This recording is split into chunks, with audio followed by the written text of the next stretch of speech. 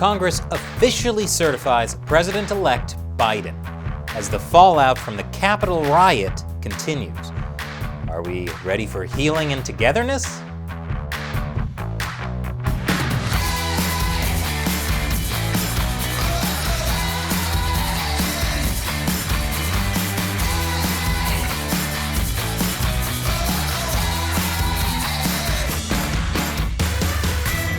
Welcome to America Uncovered. I'm Chris Chappell. Please support the show by liking this episode and subscribing to our channel. We're getting demonetized pretty hard these days, so if you want, support the show on patreon.com/AmericaUncovered. All right. Congress has officially certified Joe Biden as president-elect, and President Trump has said there will be an orderly transition to the new administration. But our nation remains deeply divided over the issue of election fraud. According to a December poll, 97% of Democrats say they don't believe there was widespread election fraud, but 77% of Republicans believe there was. That belief is what brought tens of thousands of Trump supporters to Washington, D.C. this week. In the end, Republican members of Congress challenged the electoral results for Biden in Arizona and Pennsylvania. That was overwhelmingly defeated. Republicans probably would have challenged the results in more states if this hadn't happened. Since our last episode, which we wrote and recorded on Wednesday evening as things were still going on, there have been some updates. For example, we said that one woman had died after being shot. Her name was Ashley Babbitt. She was a 35-year-old Air Force veteran, and police have confirmed that she was shot by a plainclothes Capitol Police officer, and that an investigation is ongoing. And we now know that 3 other protesters died of medical emergencies, including one woman who may have been crushed by a crowd. And one police officer also died after being injured during the riot. The police have opened a homicide investigation. According to the Capitol Police, rioters attacked the police with metal pipes, discharged chemical irritants, and other weapons. As of this recording, more than 50 criminal cases have been opened related to violence during the breach of the U.S. Capitol. And more than 70 other arrests were made by the D.C. police, mostly for breaking curfew. Police also said that pipe bombs were found outside the RNC and DNC headquarters, but it's not clear yet whether these bombs are connected to the Trump supporters at the Capitol. Meanwhile, the fallout from the storming of the Capitol continues. Many Trump supporters were unhappy with the violence. They booed people breaking into the Capitol.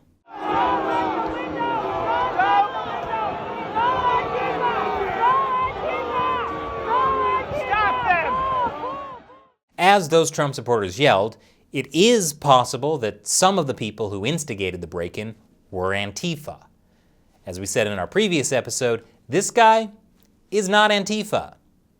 But journalist Andy No pointed out one of the people who broke into the Capitol was a BLM activist who was arrested over the summer for rioting and criminal mischief.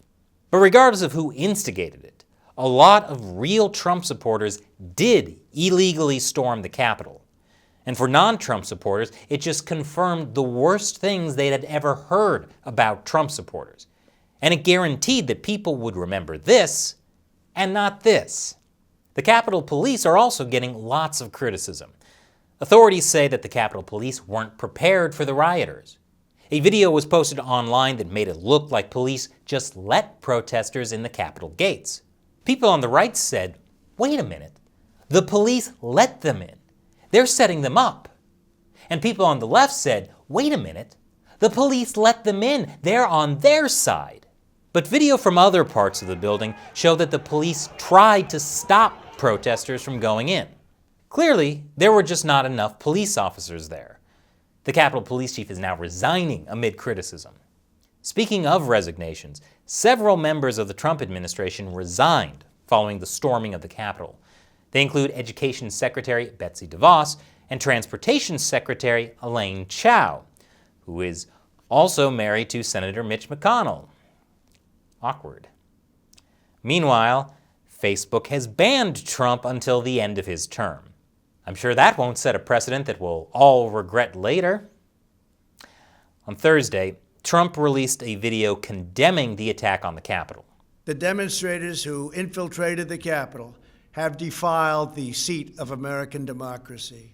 To those who engaged in the acts of violence and destruction, you do not represent our country. And to those who broke the law, you will pay. Trump also said that it was time to restore calm and ensure an orderly transition so the healing could begin. My focus now turns to ensuring a smooth, orderly, and seamless transition of power. This moment calls for healing and reconciliation. It will require a renewed emphasis on the civic values of patriotism, faith, charity, community, and family.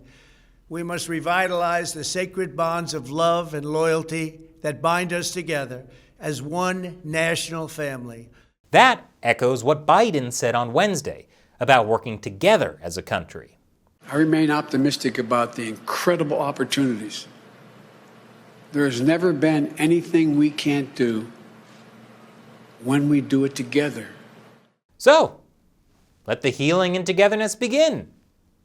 Right after Trump is removed from office using the 25th Amendment.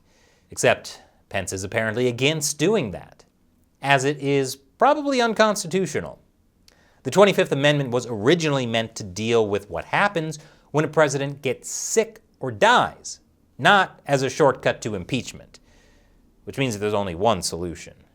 Impeach Trump, again, when he has less than 2 weeks left in office.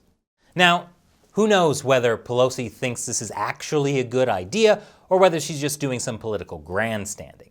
Either way, attempting to impeach Trump will definitely help the healing and togetherness. You know what else will help the healing and togetherness? Media calling the rioters who stormed Capitol Hill traitors and terrorists. This is treason. This is treason. This is insurrection. This is rebellion. Period. That was a terrorist attack on our Congress today in our U.S. Capitol. Our nation's capital fell under siege by domestic terrorists. Yes, that's what I said, domestic terrorists who had the audacity to call themselves patriots. Take a good look at what they did, and don't ever forget it. USA! USA!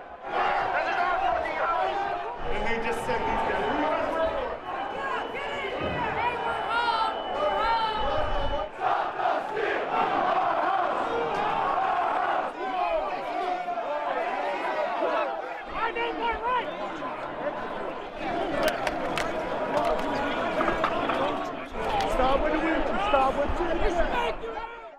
Is that the worst footage that ABC could find?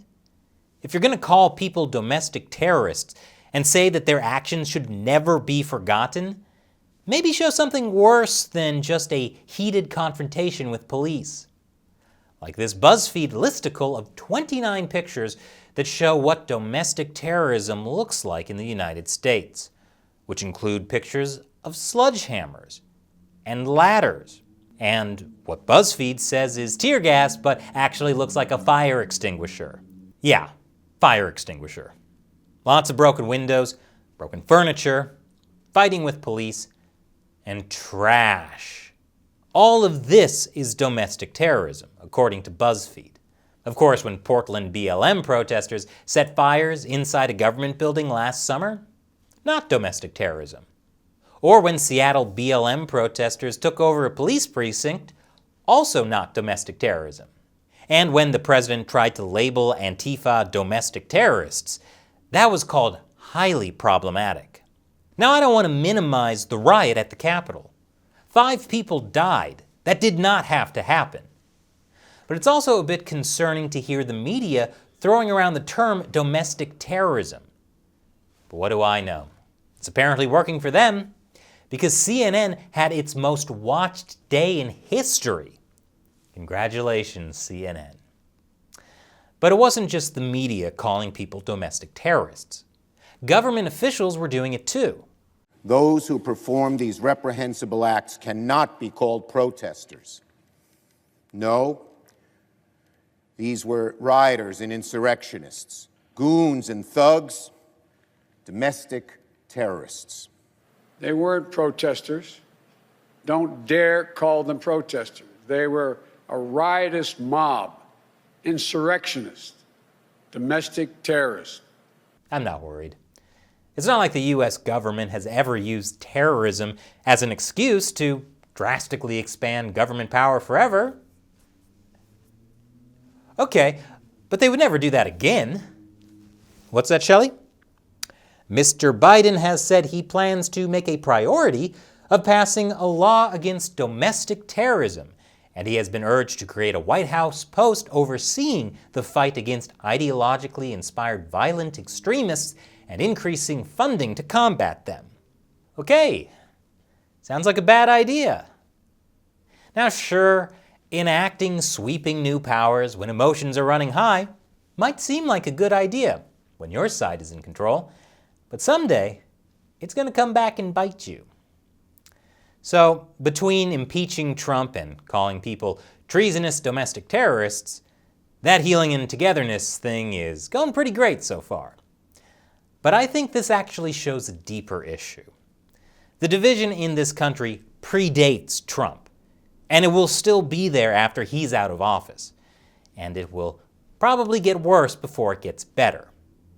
Even if Trump and Biden both talk about togetherness and healing, we can't depend on government officials to heal the country. And we definitely can't depend on the media to help either. They thrive on this division. If we want to heal the country, we have to do the hard work ourselves, with making a choice to see more than one side of an issue, to break out of the black and white, us versus them mentality, to treat people as fellow people and not the enemy, even if we disagree with them. These aren't left-wing or right-wing issues, they're human issues. Healing requires love and kindness, not more hate. So I hope that one day soon, we'll all be able to come together and start the healing by laughing at the people on Twitter who think that this guy's name is Via Getty. Can you believe that? Via Getty.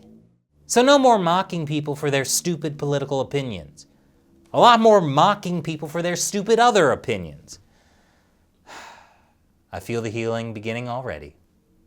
Once again, I'm Chris Chappell. Thanks for watching America Uncovered.